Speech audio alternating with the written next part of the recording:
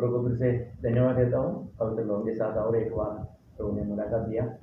सभी पवित्र लोग जल्दी से लिए आने वाला प्रभु यीशु मसीह की अभी पवित्र नाम में मसीह देता हूँ।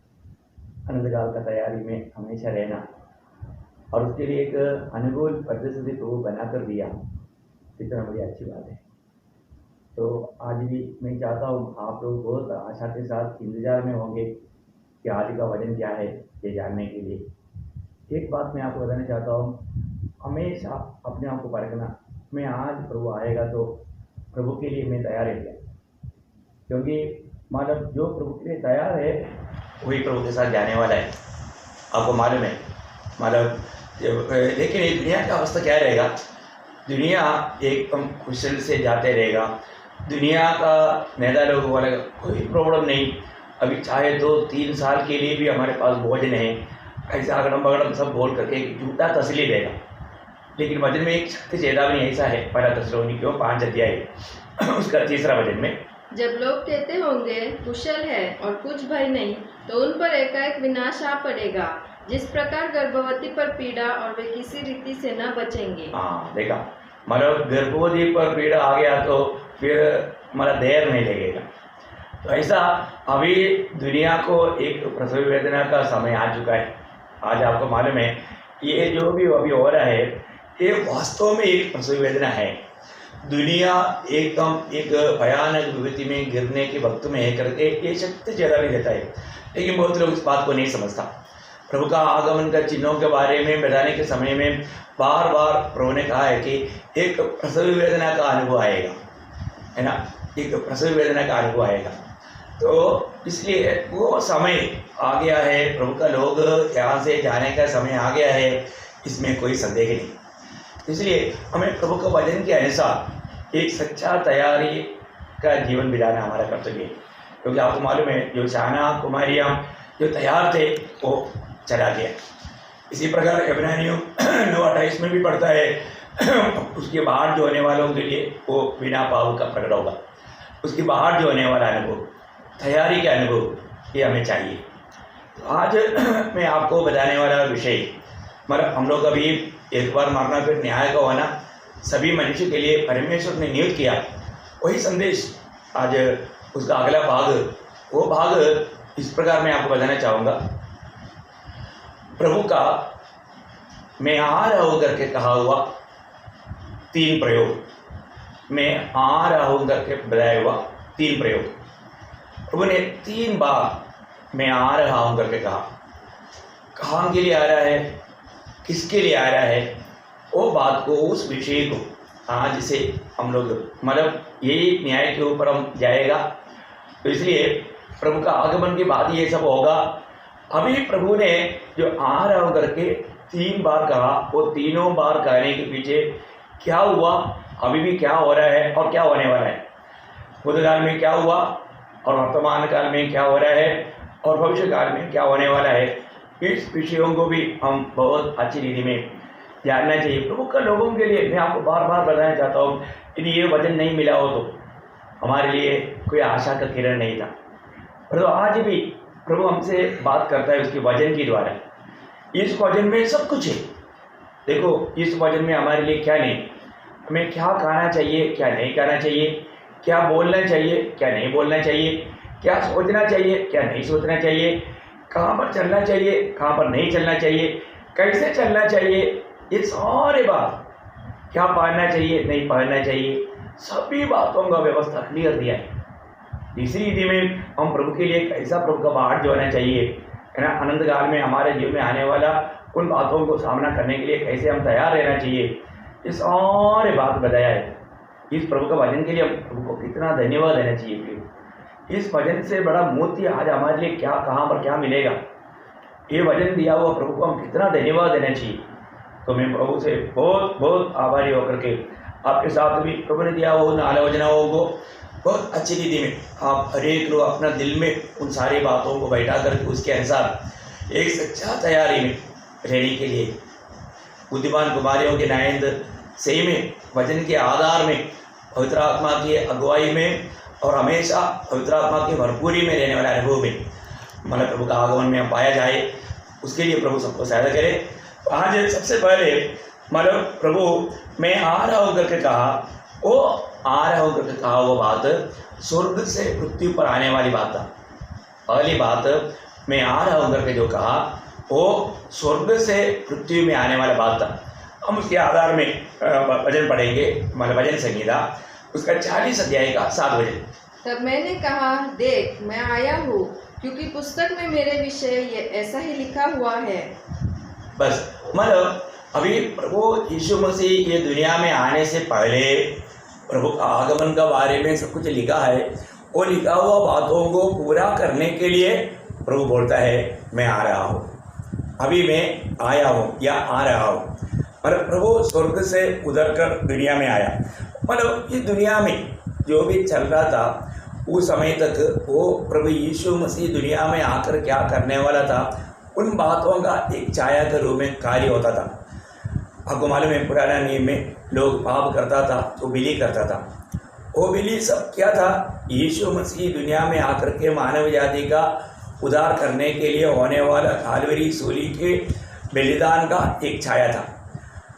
वो विश्वास किया वो लोग, वो ऐसा कार्य करता था। जब पाप किया है तो पाप की प्रायश्चित की बलि करके भेड़ बकरियों को ला करके याजकों के पास लाते थे और उनके सिर पर हाथ लगाते थे, उनका पाप दोष उस पर लगाते थे और उसको काटते थे, लहू बहाते थे, क्योंकि लहू बहाते बिना मुक्ति नहीं। तो उस नियम को पूरा करना, उसके लिए हम सबका पाप से छुटकारा देने के लिए एक बलि की आवश्यकता था। इसलिए वो बात को यहाँ दिलाने वाला एक संभव था पुराना नियम का बलिदान। तो हम जब इब्रानियों का पत्री उसका 10 अध्याय उसका 4 से 9 तक जब हम पढ़ता है इब्रानियों का पत्री उसका 10 अध्याय का 4 से 9। क्योंकि यह अनोना है कि बैलों और बकरों का लहू पापों को दूर करे, इसी कारण वह जगत में आते समय कहता है, बलिदान और भेंट तूने न चाही, पर मेरे लिए एक देह तैयार की। होम बलियों और पाप बलियों से तू प्रसन्न नहीं हुआ। तब मैंने कहा, देख मैं आया हूँ, पवित्र शास्त्र में मेरे विषय में लिखा हुआ है, ताकि हे परमेश्वर तेरी इच्छा पूरी करूँ। ऊपर तो वह कहता है, न तूने बलिदान और भेंट और होम बलियों और पाप बलियों को चाहा और न उनसे प्रसन्न हुआ।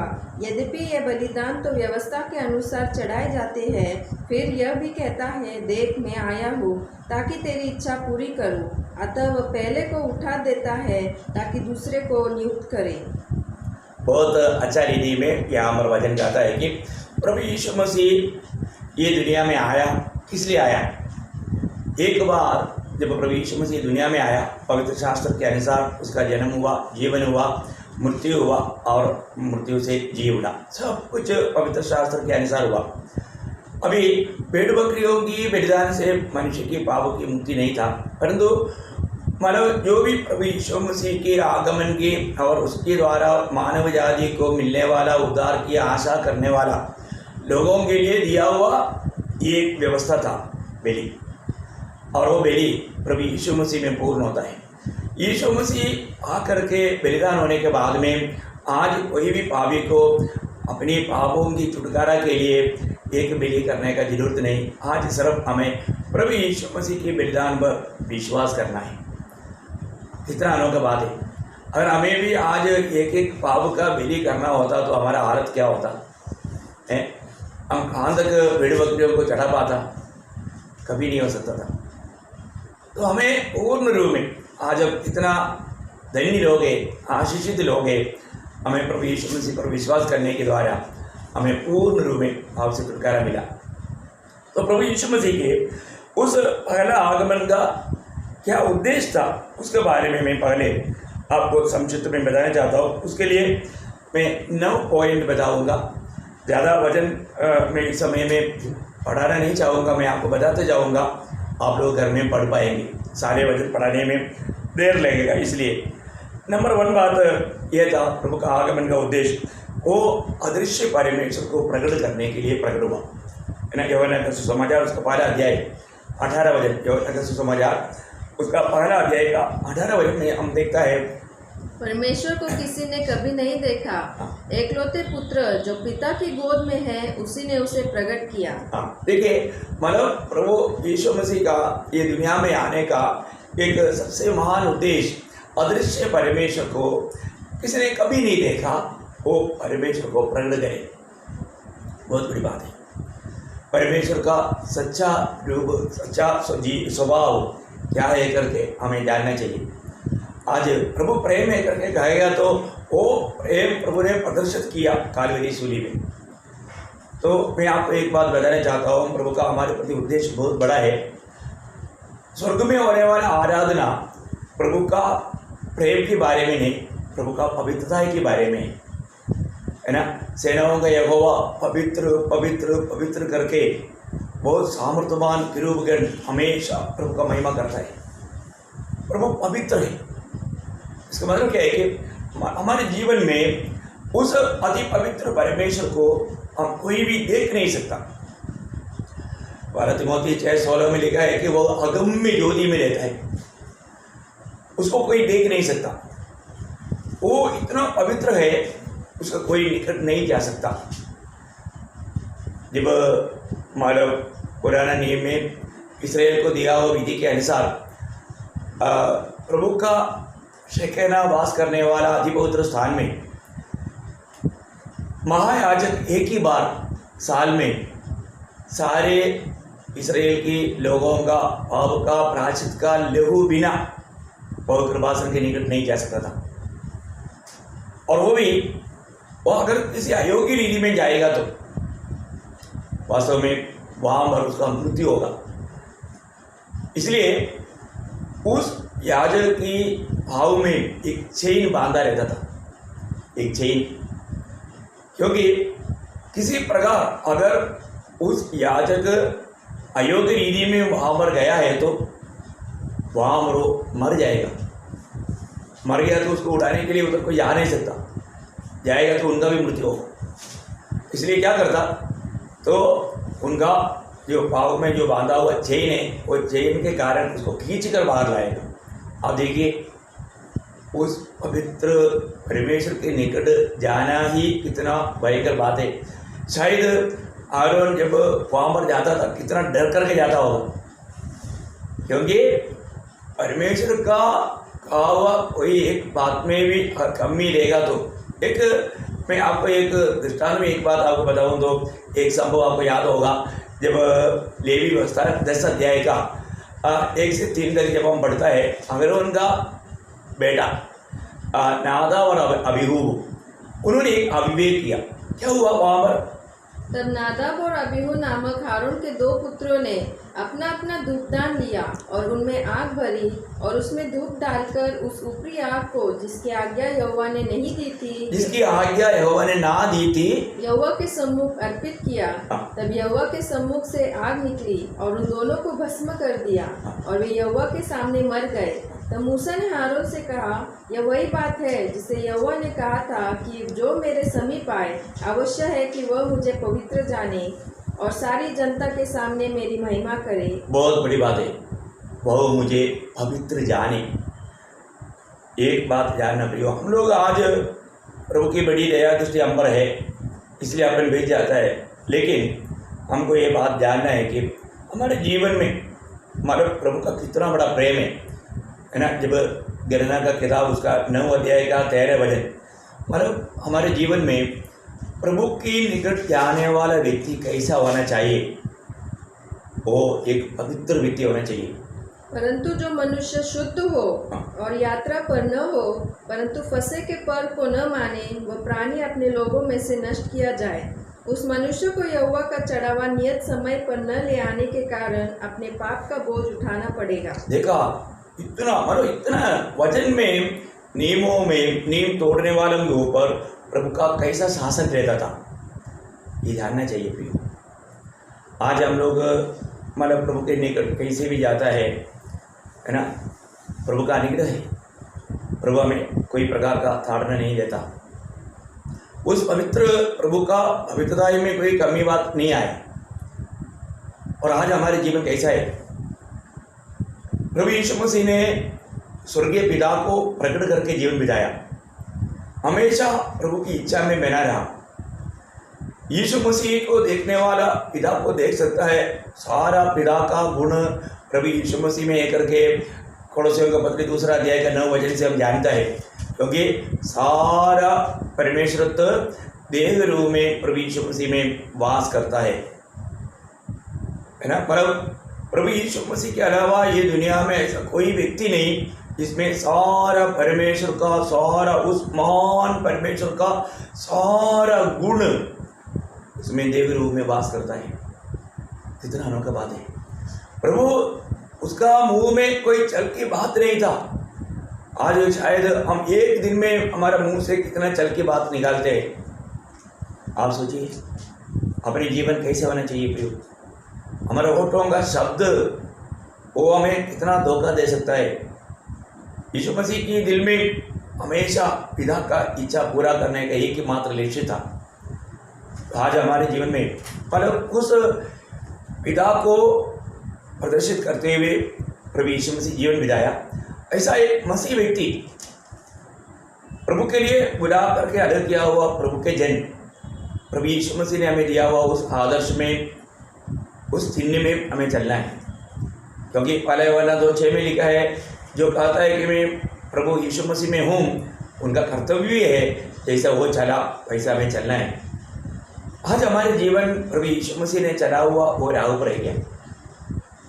आज हमें देख करके कोई कहेंगे क्या ये क्रिस्ती है, ये यीशु मसीह को जीने वाला व्यक्ति है, इसमें यीशु मसीह का गुण दिखता है, यीशु मसीह की स्वभाव उसमें दिखता है। और उस प्रकार का जीवन हम नहीं बिताएगा तो हमारा मसीह जीवन फेल है, हरा हुआ है। तो यीशु मसीह अदृश्य परमेश्वर को प्रकट करना उसका सबसे पहला एक उद्देश्य था।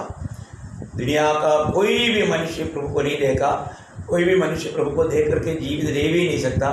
तो महान प्रभु अपने आप को इतना नम्र और शून्य किया, वह मनुष्य रूप में आकर के ये दुनिया में आकर के हमारे साथ रहा। इम्मानुएल, परमेश्वर हमारे साथ, और इम्मानुएल होकर के हमारे साथ रह करके उस मतलब सच में उस महान परमेश्वर कैसा है क्या है वो बात को अपने जीवन के द्वारा हमें प्रकट कर दिया। दूसरा प्रभु यीशु मसीह के आगमन का उद्देश्य जब हम देखते हैं, पहला यूहन्ना उसका 3 अध्याय का 8 वचन में हम पढ़ता है, शैतान का कामों को नष्ट करने के लिए परमेश्वर का पुत्र जगत में आया। शैतान का कामों को नष्ट करने के लिए, देखिए बोले का अर्थ मतलब हमारे जीवन में हम कई प्रकार विरोधी की एक गुलाम बन चुके थे, उसकी दासत्व में थे। उसका दासत्व का एक रस्सी हमारे ऊपर था, वो जहाँ चाहता था हमें खींच कर ले जाता था। इसलिए यूहन्ना 8 अध्याय का 34 वचन में लिखा है, जो पाप करता है वो पाप का दास है। हम सभी लोग पाप की दासत्व में डूबे हुए अवस्था था। उस अवस्था, उस रस्सी से शैतान हमें गुमराह करके उसकी इच्छा पूरा करने के लिए खींच कर ले जाते थे। उन रस्सियों को तोड़ डाल करके उस पाप की उन रस्सियों से हमें मुक्त करके आज़ाद करने के लिए आया। इसलिए यूहन्ना 8:36 में प्रभु ने कहा, जब पुत्र तुझे स्वतंत्र करेगा तो सचमुच में स्वतंत्र हो जाएगा। प्रियो, आज हमें पढ़ कर देखना है कि प्रभु यीशु मसीह में विश्वास करके मैं उस पाप की बंधन से मुक्ति पाया है कि नहीं, पाप से छुटकारा पाया है कि नहीं। बहुत अनोखा बात है। जो भी प्रभु में विश्वास किया उन्हें पाप क्षमा का अनुभव मिला, पाप से मुक्ति मिला और पाप से नफरत करने वाला एक दिल भी मिला। हमारे जीवन में ये हुआ है कि नहीं। तीसरी बात हम देखते हैं कि हम सारे मनुष्य पाप करने के कारण, क्योंकि रोमियो 8:5-12 में लिखा है, सबने पाप किया, अनेक मनुष्यों में मृत्यु फैल गया। तो हम लोग ये मृत्यु के कारण एक मृत्यु की भय के एक दासत्व में जा करके इब्रानियों 2 अध्याय का 14-15 वचन में हम देखते हैं, आदमी पीढ़ी जो भी था वो सब लोग मृत्यु की दासत्व में फंसे हुए थे। तो हमें अपने मृत्यु के द्वारा छुड़ाने के लिए प्रभु यीशु मसीह जगत में आया। 2 तिमोथी 12 अध्याय का 10 वचन में हम देखता है, प्रभु यीशु मसीह की मृत्यु के द्वारा हमारा मृत्यु टल गया। हमारा मृत्यु को हटाने के लिए प्रभु यीशु मसीह मृत्यु लिया। बहुत गहरी बात है प्रिय। ये दुनिया में हमें मृत्यु से, मृत्यु का डर से, मृत्यु की सजा से छुड़ाने वाला एकमात्र व्यक्ति प्रभु यीशु मसीह है। प्रभु यीशु मसीह हमारे लिए मृत्यु सहा। यीशु मसीह की मृत्यु के द्वारा हमारी मृत्यु को प्रभु ने हटा दिया। कितना गहरी बात है ना। इसलिए जब प्रकाशित वाक्य पहला अध्याय का 18 वचन में प्रभु यूहन्ना को प्रकट होने के टाइम पर कहता है कि देख मैं मर गया था, परंतु अभी मैं हमेशा के लिए जीवित हूँ। मृत्यु और अधोलोक की कुंजियाँ या अधिकार मेरे हाथ में है, प्रभु के हाथ में है। प्रियो, आज जो भी मरेगा हमारे प्रभु यीशु मसीह जाने बिना नहीं मर सकता। ये भी कितना धन्यवाद है। विरोधी शैतान कोशिश करेगा तो भी हमारे ऊपर मृत्यु नहीं आ सकता, क्योंकि मृत्यु का अधिकारी प्रभु यीशु मसीह है। उसकी परमिशन मिलते बिना कभी भी मृत्यु नहीं आएगा। कितना धन्यवाद है। अभी कल हमने देखा था मसीह में मरने वालों का उस सौभाग्य अवस्था, मतलब हम मृत्यु से डरना चाहिए क्या? हम मृत्यु को आनंद के साथ सामना कर पाएंगे क्या? मैं आपको बहुत विनती करता हूँ, आप उन वचनों को ज़्यादा से ज़्यादा ध्यान करना। शारीरिक मृत्यु भी जब भी हमें आने वाला है करके जब सुनेगा, कभी भी डरना नहीं। प्रियो, प्रभु का वचन में लिखा हुआ इन सच्चाइयों, मैंने आपको कल 5 बात बताया, वो 5 बात स्मरण करेगा तो मैं आपको बताना चाहता हूँ ये प्रभु का वचन है और बहुत ऊड़ी मार करके प्रभु के लिए मरने के लिए तैयार हो जाएगा। प्रभु यीशु मसीह के लिए मरने के लिए हमेशा तैयार रहेगा। जितना जल्दी मृत्यु हो जाएगा उतना जल्दी हम प्रभु के पास पहुँच जाएगा। फिर हमें आगे अनंत काल तक ऐसा कोई बात चिंता करने का बात है ही नहीं, और इसमें कोई भारी हमारा संकट का बात भी नहीं। यदि संकट भी आएगा तो हमें सहने से बाहर संकट प्रभु आने नहीं देगा करके हमारा प्रभु यीशु मसीह ने पहला कोरिन्थियों 10:13 में लिखा है। प्रभु का वचन सत्य है। हमें प्रभु का वचन के अनुसार उस विश्वास में, क्योंकि हमारे जीवन में हो सकता है कई परीक्षा आएगा, मतलब हमारा विश्वास का फर्क रहेगा, लेकिन ये सब हमें और भी विश्वास में मजबूत करने के लिए हम वास्तव में प्रभु में विश्वास करता है तो हमारा विश्वास कहाँ तक है करके जब तक हमारे जीवन में फर्क परीक्षा नहीं आएगा तो कैसे मालूम पड़ेगा? हम एक सच्चा विश्वास योग्य होकर के जीवन बिताना। प्रेरित पौलुस ने गवाही दिया, मुझे विश्वास योग्य जानकर प्रभु ने सेवा में नियुक्त किया। विश्वास योग्य जान करके मतलब हम प्रभु में जो विश्वास करता है, प्रभु का वचन पर विश्वास करता है, उसको हम विश्वास बोलते हैं। परंतु प्रभु हम पर जो विश्वास करता है उसको विश्वास योग्यता बोलता है। विश्वास योग्यता वहाँ पर हम विश्वस्त जान करके प्रभु हमें काम सौंपना चाहिए। मेरे दास, ये मेरा काम मैं जो भी देगा वो मतलब पूरा करेगा। इस रीति में प्रभु हम पर विश्वास करना, प्रभु हम पर विश्वास करने वाला विश्वास प्रभु को मिलने लायक हमारे जीवन में है तो वो व्यक्ति का विश्वास को बोलता है विश्वास योग्य, विश्वस्त, फेथफुल, विश्वस्त व्यक्ति। बहुत तरह की बात है ना। और प्रभु को ईयोब के जीवन में विश्वास था, ईयोब के जीवन में इतना बड़ा परीक्षा आएगा तो भी ईयोब मुझे कभी नहीं त्यागेगा। शैतान ने आरोप लगाया, बोला ईयोब तुझ पर क्यों विश्वास किया? क्योंकि तूने उसको बहुत धन संपत्ति दिया है। देख और किसी के पास नहीं, उतना धन संपत्ति तूने उनको दिया है, फिर क्यों नहीं भक्ति करेगा? हैं अरे उसका धन संपत्ति को छूले, क्योंकि उतना मतलब 7 बेटा 3 बेटी, इतना खूबसूरत बेटियाँ, 7 बेटा इतना अटा है और उतना धन, देखो उसको अपना अपना घर है, सब कुछ है, ऐसे ही तूने आशीष दिया तो फिर क्यों नहीं करेगा भक्ति? है लेकिन प्रभु को मालूम था ईयोब ये धन संपत्ति के पीछे मेरा भक्ति नहीं किया। मेरा दास ईयोब, वो शब्द वहाँ का वो श्रेष्ठ बात है। मैं आपको बताना चाहता हूँ, मतलब प्रभु वहाँ पर जब ईयोब को पहला अध्याय का 8 वचन में मतलब शैतान से पूछने वाला एक शब्द है। यहोवा ने शैतान से पूछा, क्या तूने मेरे दास अय्यूब पर ध्यान दिया? मेरा दास अय्यूब पर ध्यान दिया? मेरा दास है वो, मेरा दास है। शैतान बोलता है तेरा दास कैसे बना है? मारा इतना आशीष देगा तो क्यों नहीं दास बनेगा? आगे, क्योंकि उसके तुल्य खरा और सीधा और मेरा भय मानने वाला और बुराई से दूर रहने वाला मनुष्य और कोई नहीं है। हाँ। शैतान ने यहोवा को उत्तर दिया, क्या आयु परमेश्वर का भय बिना लाभ के मानता है? देखा, परमेश्वर के भय बिना लाभ का मानता है। क्या तूने उसकी और उसके घर की और जो कुछ उसका है उसके चारों ओर बाड़ा नहीं बांधा? तूने तो उसके काम पर आशीष दी है और उसकी संपत्ति देश भर में फैल गई है। परंतु आप अपना हाथ बढ़ाकर जो कुछ उसका है उसे छू, तब वह तेरे मुंह पर तेरी निंदा करेगा। देखा, चैलेंज करता है शैतान वहां पर चैलेंज करके प्रभु को मजबूर करता है, ऐसा कर, फिर मैं दिखाता हूँ।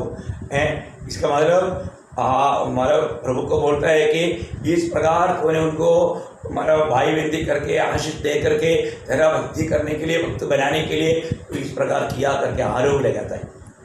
देखा, परंतु वो बात इस कारण नहीं है करके प्रभु को मालूम था, इसलिए प्रभु ने अनुमति दिया। देखो, प्रभु अनुमति देते बिना हमारे जीवन में कभी ऐसा कोई बाधा नहीं आएगा। ये बहुत बड़ी बात है, हमको जानना चाहिए। हमारे एक एक बाल तक गिना हुआ है। हमारे जीवन शरीर में से एक दिन कितना बाल गिरता है हमको मालूम नहीं, प्रभु को मालूम है। इतना ध्यान प्रभु को हमारे प्रति है। प्रियो, हमें प्रभु ने मृत्यु से छुड़ाया, मृत्यु का भय से छुड़ाया। आज भी ऐसा कोई भय हमारे ऊपर कार्य करता है क्या? है ना, कोई भी प्रकार का आपको मालूम है, नीति वचन 29 का 25 में लिखा है, मनुष्य की भय मानना एक बंधा है। मतलब वो एक फांसी देने का तुल्य है, बहुत बड़ा एक धोखा है। मनुष्य का भय नहीं खाना प्रियो है, जिसकी नजरों में जीवन की श्वास है, उसे क्यों डरने का? हमारे जीवन में हम प्रभु का भय मानना, पिछले दिनों में हमने वो बात के बारे में देखा था। लेकिन एक बात है, हमें आज मृत्यु का डर हमारे जीवन में कार्य करने ना दे, ऐसा कोई धोखे में ना पड़े, क्योंकि यीशु मसीह ने हमें मृत्यु का डर से छुड़ाया। क्योंकि प्रभु यीशु मसीह, हमारा प्रभु यीशु मसीह मृत्यु के ऊपर विजय पाया और यीशु मसीह का विजय हमारा विजय है। इसलिए रोमियो 8:37 में 37 में लिखा है, हम प्रभु यीशु मसीह के द्वारा हम विजयी लोगों से भी बढ़कर, वो प्रयोग बहुत श्रेष्ठ है 8:37। परंतु इन सब बातों में हम उसके द्वारा जिसने हमसे प्रेम किया है जयवन से भी बढ़कर है। देखा, जयवन से भी बढ़कर है। वो उसका महत्व आपको मालूम है ना। अभी आप सोचिए, एक व्यक्ति दूसरे से बॉक्सिंग किया, बॉक्सिंग करके, अभी आपको मालूम है बॉक्सिंग इतना खतरनाक खेल है ना। उस खेल में कई बार बॉक्सिंग में लोग मर जाता है। अभी वो खेल में विजय होकर के उसको जो मुकुट मिला, वो क्या किया, वो ला करके अपना पत्नी को दिया। तो पत्नी का अवस्था क्या है, वो पत्नी उसको लेकर और भी उड़ी मारता है, क्योंकि वो विजय पाया हुआ अपनी पति से बढ़ करके वो विजय है, क्योंकि उसको मुकुट मिला। देखो, अभी यीशु मसीह ने जो भी जीता, किसके लिए जीता? मंडली के लिए। आप देखिए, मंडली के लिए जीता।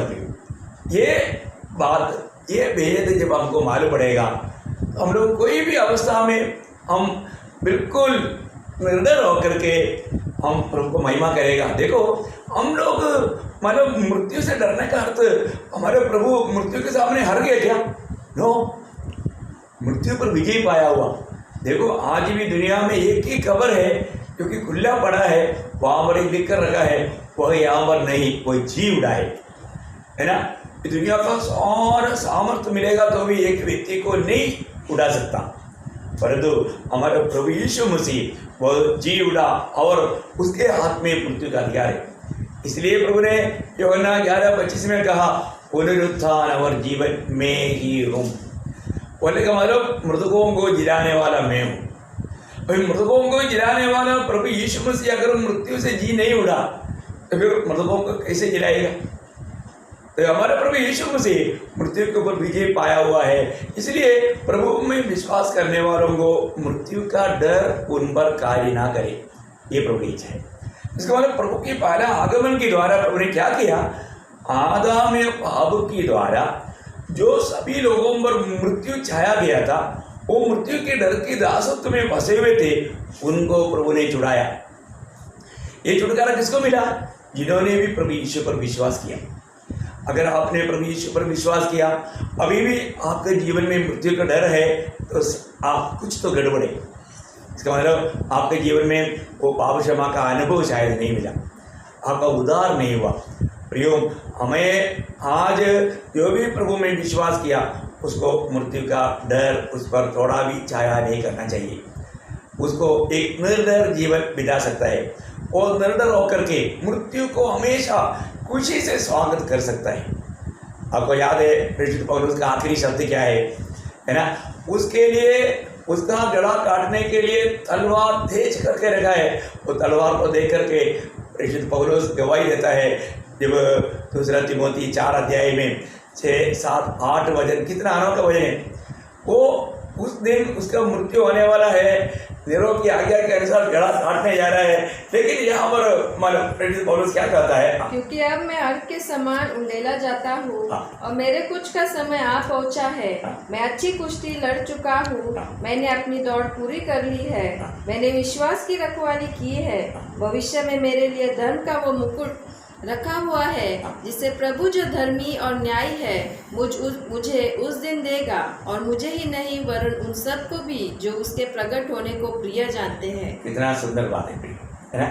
मतलब उस आखिरी क्षणों में उसको अरे मेरा आज ही गला काटेगा है, ऐसा कोई डर नहीं।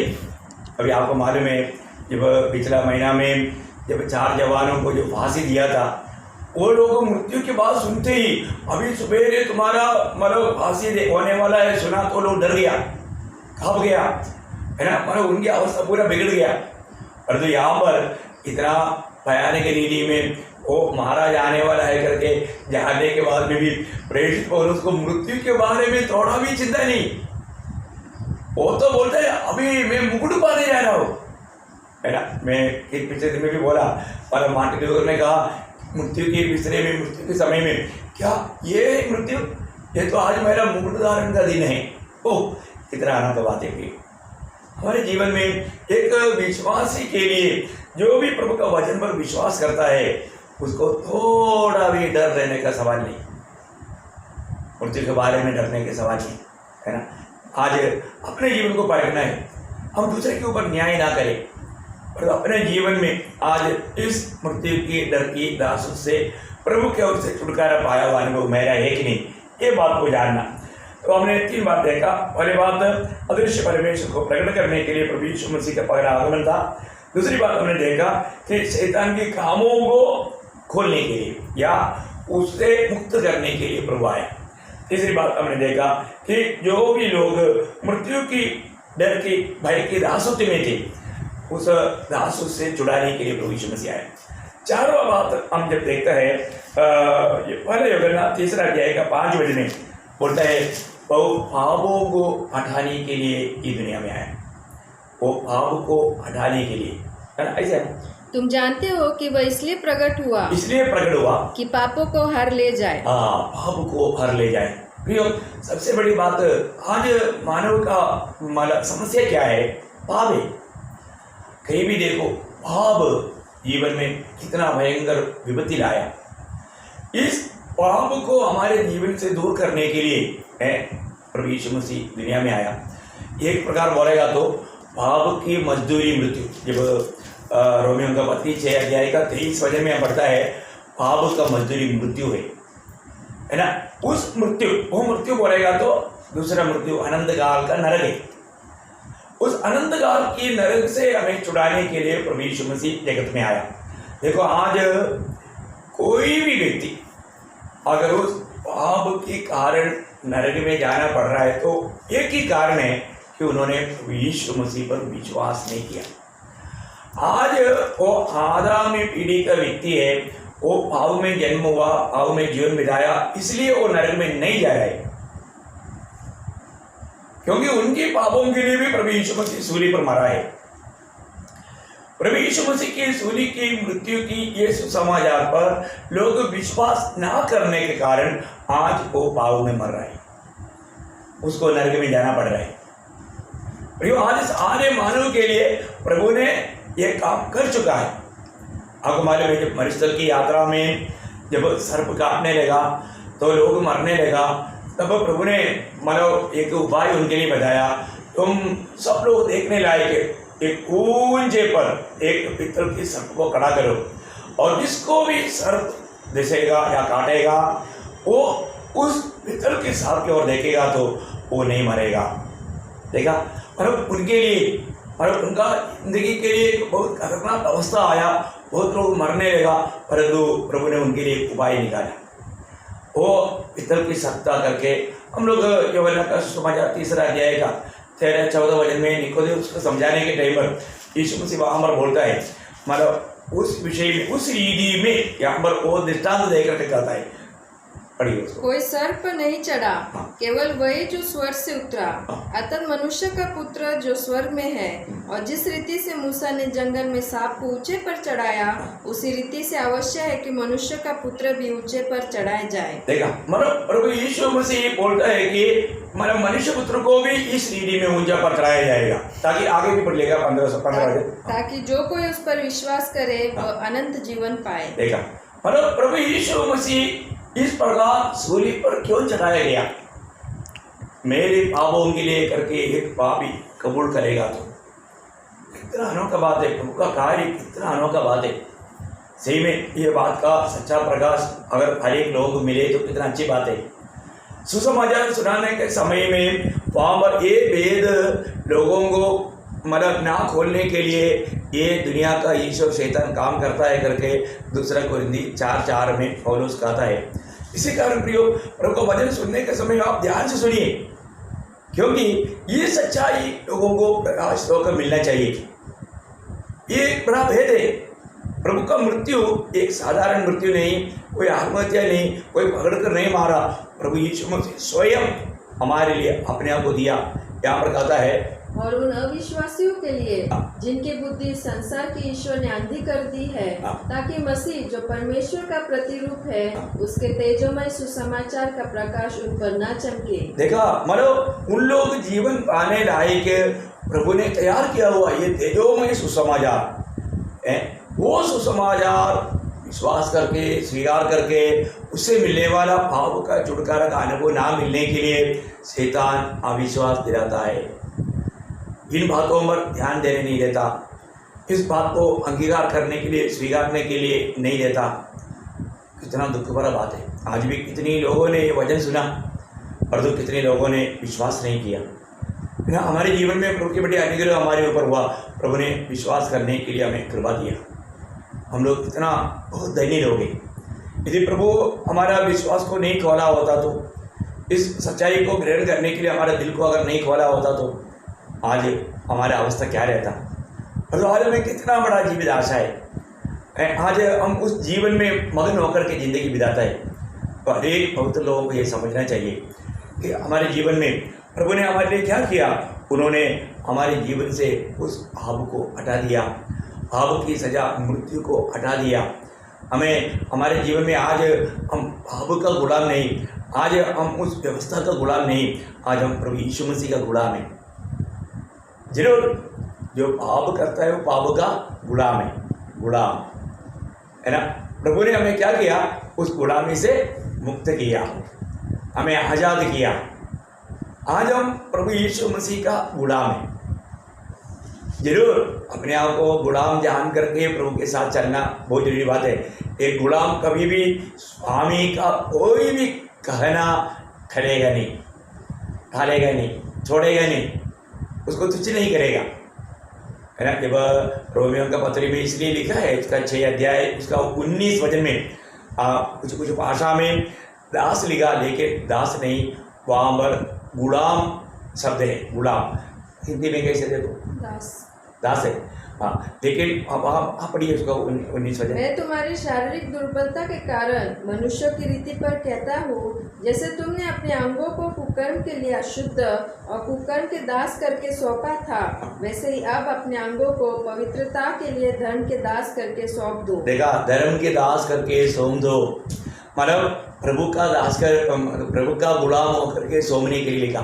समर्पण करो, अपने जीवन को प्रभु के लिए समर्पण करो।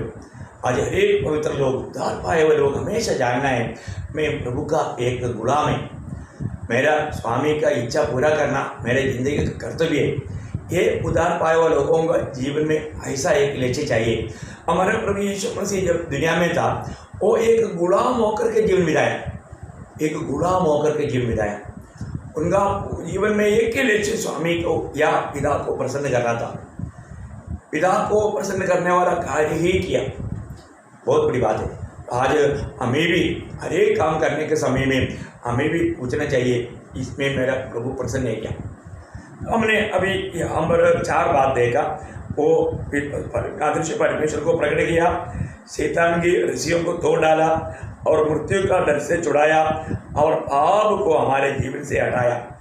और मतलब 5वीं बात क्या है कि पहला तिमोथी पहला अध्याय उसका 15 वचन में लिखा है, प्रभु यीशु मसीह पापियों का उद्धार करने के लिए जगत में आया, है ना। ये विश्वास योग्य वचन है बोलते हैं, ये विश्वास योग्य वचन है।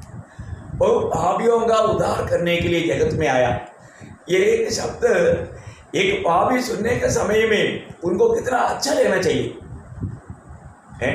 आज पाप से छुटकारा पाने के लिए लोग कहाँ कहाँ भागता है, लेकिन पाप से छुटकारा नहीं मिलता, क्योंकि पाप से छुटकारा देने वाला एक निष्पापी व्यक्ति होना चाहिए। निष्पापी व्यक्ति ही पापी को छुटकारा दे सकता है, परंतु ये दुनिया में ऐसा कोई एक व्यक्ति भी नहीं, क्योंकि ये दुनिया में जो भी जन्मा वो शारीरिक संबंध से जन्मा। ऐसा एक भी व्यक्ति पाप रहित नहीं हो सकता, परंतु इस दुनिया में एकमात्र व्यक्ति है जो कि इस प्रकार का संबंध में नहीं, वजन देहधारी होकर के पवित्र आत्मा के द्वारा ये दुनिया में जन्म लिया। उसका नाम है प्रभु यीशु मसीह। और इस जीवन में पाप रहित जीवन बिताया। आपको मालूम है, मतलब पहला यूहन्ना 3:5 में लिखा है, मतलब पहला यूहन्ना 3:5, तुम जानते हो कि वह इसलिए प्रकट हुआ कि पापों को हर ले जाए और उसके स्वभाव में पाप नहीं। उसके स्वभाव में पाप नहीं, मतलब उसमें पाप नहीं। कितना अनोखा बात है ना। पहला पत्रोस उसका दूसरा अध्याय का 22 वचन,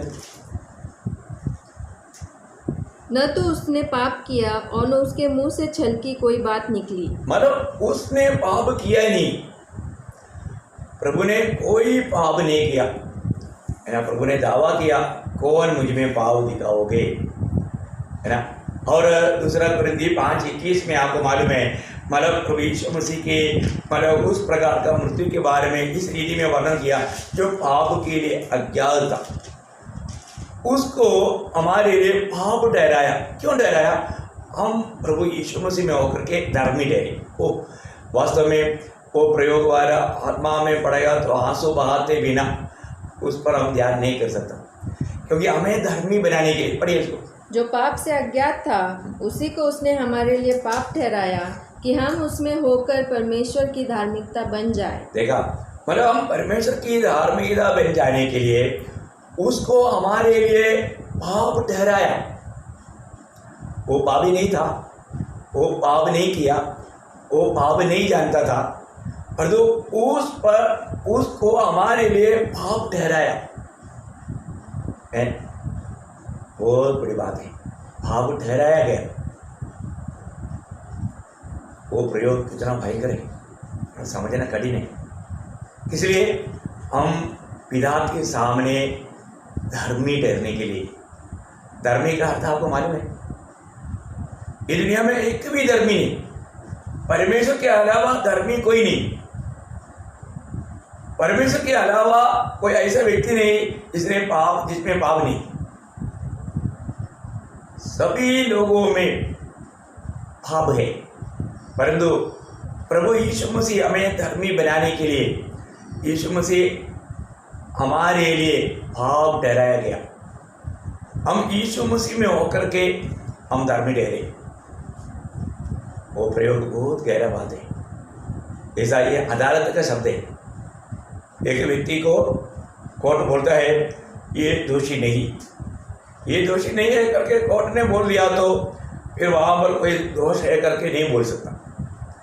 स्वर्गीय कोर्ट गवाही देता है कि ये धर्मी है, तो फिर मानव उस पर कौन दोष लगाएगा, है ना। रोमियो का पत्री में ऐसा एक बहुत बड़ा एक सवाल है। रोमियो का पत्री उसका 8 अध्याय है, उसका 34 वचन, फिर कौन है जो हाँ। दंड की आज्ञा देगा? हाँ। मसीह है जो मर गया हाँ। पर मुर्दों में से जी भी उठा हाँ। और परमेश्वर के दाहिनी ओर है हाँ। और हमारे लिए निवेदन भी करता है। नहीं, उसका 33 से पढ़िए।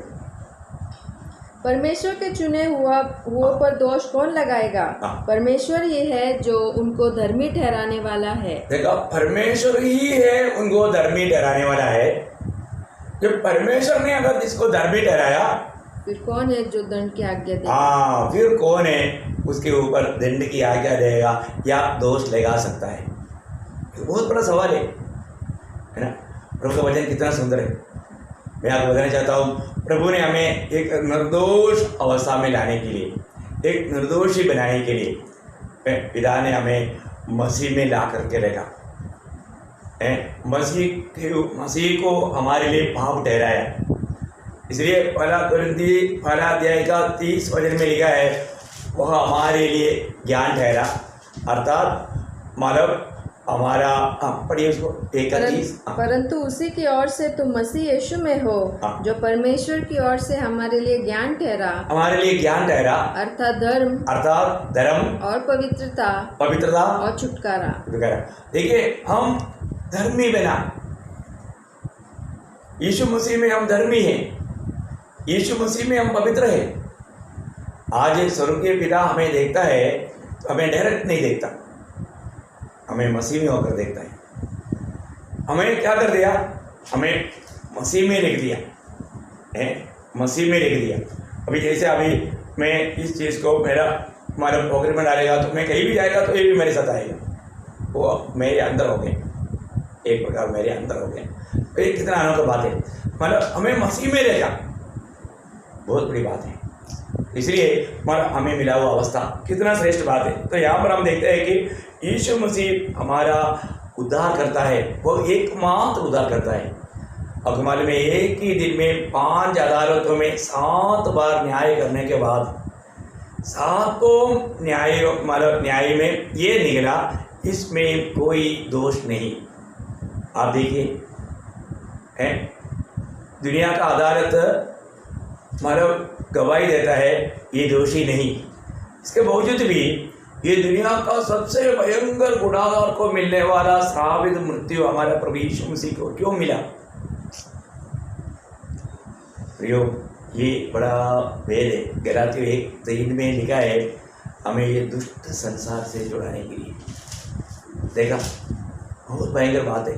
गलातियों 1:3 में लिखा है, परमेश्वर पिता और हमारे प्रभु यीशु मसीह की ओर से तुम्हें अनुग्रह और शांति मिलती रहे।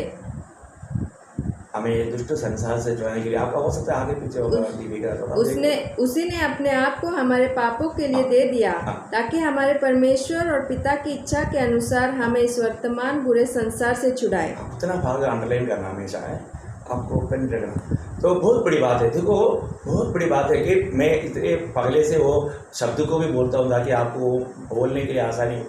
तो मैं बताना चाहता हूँ कि हमारे जीवन में ये दुष्ट संसार से छुड़ाने के लिए प्रभु ने क्या किया? अपने आप को दे दिया, अपने आप को दे दिया। बहुत गंभीर बात है। मैं आपको बोलना चाहता हूँ कि हमें मिला हुआ छुटकारा कितना श्रेष्ठ है। वो हमें इस पापियों को छुड़ाने के लिए, बचाने के लिए आया। और वहाँ पर पहला तिमोथी 15 वचन के आखिरी में ये बोलने वाला प्रेरित पौलुस खुद गवाही देता है, उन पापियों में मैं नंबर 1 पापी, मैं सबसे बड़ा पापी। मुझे सबसे बड़ा पापी को भी प्रभु ने छुड़ाया, क्योंकि वो मसीह लोगों को सताने वाला था, है ना। प्रभु के खिलाफ काम करते थे। इसलिए प्रभु ने पौलुस को जो पूछा था कि तुम मुझे क्यों सताता है, मसीह लोगों को सताया, तो प्रभु वहाँ पर आकर पूछता है तो मुझे क्यों सताता है। बहुत बड़ी बात है अपने जीवन में हमें फर्क कर जानना। मेरे जीवन में मैं इतना बड़ा पापी था, मुझको बचाने के लिए दुनिया में और कोई नहीं। मुझे बचाने वाला सिर्फ एकमात्र व्यक्ति, वो प्रभु यीशु मसीह। वो पापियों का उद्धार करने के लिए आया। कि दुनिया में प्रभु का पहला आगमन हम पापियों का उद्धार करने के लिए था। फिर भी मेरा उद्धार हुआ है कि नहीं, ये बात हमें परखना चाहिए। ओके, मैं आपको छठवीं बात बताना चाहता हूँ। जब लूका 19:10 में हम देखते हैं कि प्रभु यीशु मसीह खुद गवाही देता है, मैं खोए हुओं को ढूंढने के लिए और उसका उद्धार करने के लिए आया। मैं खोए हुओं को ढूंढने और उद्धार करने के लिए आया। फिर हम सब लोग पाप के कारण हम खो गया था, हम प्रभु से दूर चला गया था, लेकिन प्रभु हमें ढूंढ कर आया। एक खोया हुआ भेड़ कभी भी अपने आप प्रभु के निकट नहीं आता। वो जब तक चरवाहा ढूंढ कर नहीं जाएगा तब तक वो कभी भी मिल नहीं सकता। कोई भी भेड़, अगर कुत्ता बिल्ली कोई भी अगर हम दूर भी गया, वो अपने आप घर में आएगा। पर जो एक भेड़ की अवस्था ऐसा नहीं। भेड़ खो गया है तो रोते रोते वो जाएगा, जितना जाएगा उतना दूर जाएगा, निकट नहीं आ सकता। वो इतना एक भोला जीवी है। तो हमारा अवस्था ऐसे ही था। हम जितने प्रभु को ढूंढते थे, हम प्रभु से दूर जाते थे। आज जो भी लोग प्रभु की भक्ति बोल करके जो भी काम करता है, उन कामों के द्वारा वो प्रभु से दूर जा रहा है, प्रभु के निकट नहीं आ रहा है, प्रभु के निकट नहीं आ रहा है। हमको ये जानना चाहिए कि मेरे जीवन में मैं आज खोया हुआ अवस्था में था, प्रभु मुझे ढूंढ कर आया। मैं पिछले दिन में आपको बोला था कि हमारा प्रभु यीशु मसीह हमें ढूंढ कर आया, हमें पाया तो क्या किया। जब हम लोग लूका का सुसमाचार 15 अध्याय का 4 से 6 तक हमने बताया था, वो हमें ढूंढ कर आया और जब हमको पाया अपने कंधे पर उठाया और हमें घर में पहुंचाया। बहुत बड़ी बात है। आज इस मंडली जीवन का अनुभव में प्रभु लाकर रखा। प्रियो, हमें बहुत आनंद के साथ प्रभु का सेवा करना है। ओके, मैं जल्दी आगे बढ़ना चाहता हूँ। 1-2 बात और बताना है।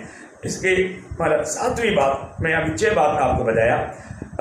मानव प्रभु पिता परमेश्वर को, अदृश्य परमेश्वर को प्रकट करने के लिए आया, शैतान की बंधनों को तोड़ने के लिए आया, मृत्यु का गुलामी से छुड़ाने के लिए आया, और आप हटाने के लिए आया, और हम भाभी को बचाने के लिए आया, और हम खोए हुए को ढूंढ कर हमें बचाने के लिए आया। अभी 7वीं बात हम देखते हैं कि मरकुस का सुसमाचार 10 अध्याय उसका 45 वचन में प्रभु कहता है, मैं बहुतों की चुनौती के लिए अपने प्राण, उसका छुटकारा का दाम चुकाने के लिए आया। बहुत बड़ी बात है, पढ़िए मरकुस 10 का 45। क्योंकि मनुष्य का पुत्र इसलिए नहीं आया कि उसकी सेवा टहल की जाए, पर इसलिए आया कि आप सेवा टहल करें और बहुतों की चुनौती के लिए अपना प्राण दे। बहुतों की चुनौती के लिए अपना प्राण देने के लिए आया। बहुत बड़ी बात है हमारे जीवन में। प्रियो, ये दुनिया में सब लोग जीने के लिए आया, पर तो हमारा प्रभु यीशु मसीह ने ही कहा है कि मैं सबके लिए मरने के लिए आया, है ना। ऐसा कोई दुनिया में है क्या? वह हमारे लिए मरने के लिए आया, और उन्होंने अपने प्रभु का वचन के अनुसार वो हमारे लिए मर गया। लेकिन आपको मैं बताना चाहता हूँ, जहाँ जहाँ पर भी यीशु मसीह ने अपनी मृत्यु के बारे में बताया, वहाँ पर एक बात प्रभु ने कहा कि मैं मरने के बाद तीसरा दिन जी उठूंगा। ये भी एक बड़ा अद्भुत बात है। ये दुनिया में कौन कर सकता है? अभी यीशु मसीह ने मृत्यु के बारे में बताने के समय में मैं कहाँ पर मरेगा, कैसे मरेगा, मरने के बाद क्या होगा, ये सारे बात प्रभु ने प्रकट किए। ये दुनिया में ऐसा कोई नहीं कर सकता। प्रभु यीशु मसीह की जैसा खुदा नहीं प्रियो इस दुनिया में। वही इस दुनिया में हमारे लिए मरने के लिए। आपको याद होगा जब मत्ती के सुसमाचार उसकी 16 अध्याय में, मत्ती 16 अध्याय उसका उसका 21 वचन। उस समय से यीशु अपने चेलों को बताने लगा, अवश्य है कि मैं यरूशलेम को जाऊं और पुरनियों और प्रधान याजकों और शास्त्रियों के हाथ से बहुत दुख उठाऊं और मार डाला जाऊं और तीसरे दिन जी उठूं। देखा, यहाँ पर उस दिन से प्रभु ने ये बात बोलना शुरू किया, और प्रभु बार बार बोला। उसका 17 अध्याय का 22-23 पढ़ना। जब वे गलील में थे तो यीशु ने उनसे कहा, मनुष्य का पुत्र मनुष्यों के हाथ में पकड़वाया जाएगा, वे उसे मार डालेंगे और वह तीसरे दिन जी उठेगा। इस पर वे बहुत उदास हुए। देखा, यहाँ पर भी तीसरे दिन जी उठने के बाद बोला। उसका 20 अध्याय का 18-19 वचन। देखो, हम यरूशलेम को जाते हैं और मनुष्य का पुत्र प्रधान याजकों और शास्त्रियों के हाथ पकड़वाया जाएगा और वे उसको घात के योग्य ठहराएंगे और उसको अन्य जातियों के हाथ सौंपेंगे कि वे उसे थट्टों में उड़ाए और कोड़े मारे और क्रूस पर चढ़ाए और वह तीसरे दिन जिलाया जाएगा। देखा, मतलब मैं बोलने का अर्थ क्या है कि हम हर जगह में देखता है कि प्रभु यीशु मसीह मतलब कैसा मृत्यु पाने वाला है, कहाँ पर मृत्यु होने वाला है, किसकी द्वारा मृत्यु होने वाला है और मरने के बाद क्या होने वाला है, ये सारी बातें बताया। अगर आप सोचो प्रभु यीशु मसीह अगर मृतकों से जी नहीं उड़ा होता तो क्या होता था हैं? आज हमारे विश्वास का प्रचार का कुछ मूल्य नहीं रहता था। प्रियो, सबसे अतुल्य बात बनने वाला बात है कि प्रभु यीशु मसीह ने जैसे अपना वचन कहा उसी के अनुसार हम पापियों के लिए मरकर मृतकों से तीसरा दिन जी उड़ा। ये सच्चाई पर विश्वास जो नहीं करता वो वास्तव में कितना दोषी है, कितना भयंकर बात है ना।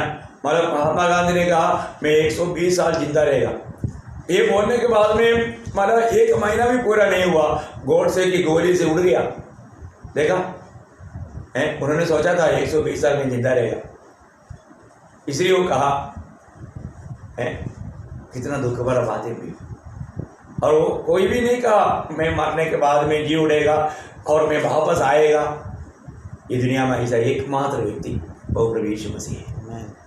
इसलिए हमें प्रभु यीशु पर विश्वास करना, ये सच्चाई पर विश्वास करना, वह हमारे पाप के उस दाम चुका करके हमें मोल लेने के लिए आया, हमें छुड़ाने के लिए आया, हमें आज़ाद करने के लिए आया। जो भी प्रभु यीशु मसीह में विश्वास किया प्रभु ने उसको पूर्ण छुटकारा दिया। और एक बात बोल करके मैं जल्दी खत्म करूँ। अलिया 8वीं बात मतलब यूहन्ना 10:10 में हम देखता है वो हमें आनंद जीवन देने के लिए आया, जीवन देने के लिए आया, बहुतायत का जीवन देने के लिए आया, वो हमें आनंद जीवन देने के लिए आया। बहुत बड़ी बात है। जो भी प्रभु यीशु के पास आता है प्रभु उसको आनंद जीवन देता है। प्रभु में विश्वास किया सबको ये आनंद जीवन मिला है।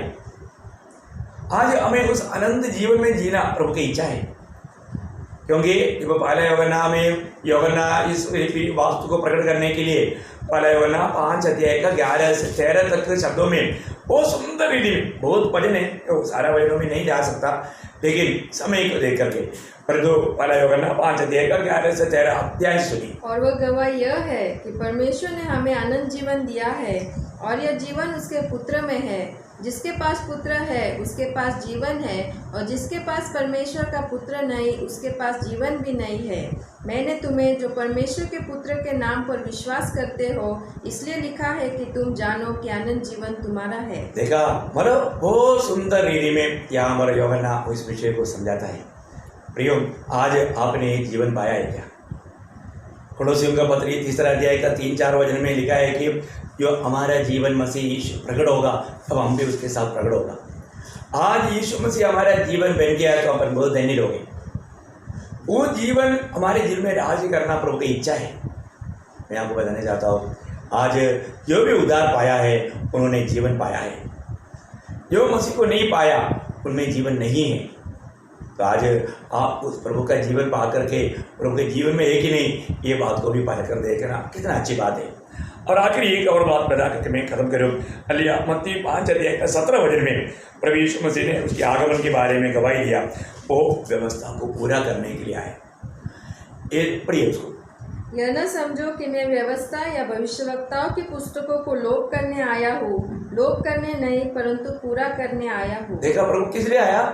व्यवस्था को पूरा करने के लिए आया। प्रभु यीशु मसीह एकमात्र व्यक्ति है प्रभु की व्यवस्था को पूरा किया। मनुष्य कभी भी व्यवस्था पूरा नहीं कर सकता था, लेकिन प्रभु ने व्यवस्था को पूरा किया। प्रियो, बहुत सुंदर बात है। व्यवस्था जो भी कहता था वो सारे बात पूरा करके कालवरी सूली में प्रभु यीशु मसीह ने मतलब गवाही दिया। जब यूहन्ना 19:30 में सब कुछ पूरा हुआ, सब कुछ पूरा हुआ। मनुष्य को छुटकारा के लिए मांग व्यवस्था जो भी कहता है सब कुछ पूरा किया। आज हम कितना धन्य लोग हैं। प्रभु का पगला आगमन में प्रभु ने आदम में पीढ़ी को पाप से छुटकारा पा करके स्वर्ग में पहुंचने के लिए आनंदगार प्रभु के साथ रहने का सारा प्रबंध पूरा किया। ये बात को जानना, ये सच्चाई को अपना करके जीवन बिताना कितना श्रेष्ठ बात है। मैं आज मतलब प्रभु का आने का तीनों दिशा और उसको बात को पूरा बोलने के लिए चाहता था, लेकिन समय इतना हमें अनुमति नहीं दिया। मैं आपको बताना चाहता हूँ, अभी एक्चुअली इसको और भी बहुत विस्तार से बोलना चाहिए, क्योंकि लोगों को उसको गहराई में समझ पाए। तो मैं आशा करता हूँ जरूर प्रियो आप मतलब प्रभु में विश्वास करके उस आनंद जीवन पाया है कि नहीं परखो। मैंने पाप क्षमा पाया है कि नहीं परखना। मैं आज सच्चा एक पवित्र जीवन, एक आज़ादी के जीवन में बिता पा रहा है कि नहीं, इस बात को परख कर देखना। क्या मालूम अभी वक्त मिलेगा है कि नहीं। एक ही ज़िंदगी है, वो आनंदगार का तैयारी के लिए प्रभु ने दिया है। मैं बार बार आपको याद दिलाना चाहता हूँ, इस कोरोना के इस भयानक अवस्था में लोग इतना डरा हुआ अनुभव में हैं। इस लॉकडाउन पीरियड में आप घर में बैठ करके अपने जीवन को परखो, प्रभु के साथ एक गहरा नाता रखो। प्रभु जैसे चाहता है ऐसा अपने आप को पवित्रता में सिद्ध करो। एक सच्चा पवित्र जीवन बिताओ, पवित्र भावना से जीवन बिताओ। यीशु मसीह की उस स्वभाव प्रकट करके जीवन बिताने के लिए रोज अपने आप को समर्पण करते जाओ, आत्मा से भरते जाओ, एक विजयी जीवन बिताना। बहुत बहुत प्रभु को धन्यवाद देता हूँ। आज भी प्रभु ने मौका दिया आप लोगों के साथ थोड़ी समय प्रभु का वचन के द्वारा बातें कर पाया। जरूर मैं आशा करता हूँ आप भी आशीष हो और यह संदेश आप और लोगों के तक पहुँचाए। लोग इन संदेश को सुने, इस सच्चाई को जाने।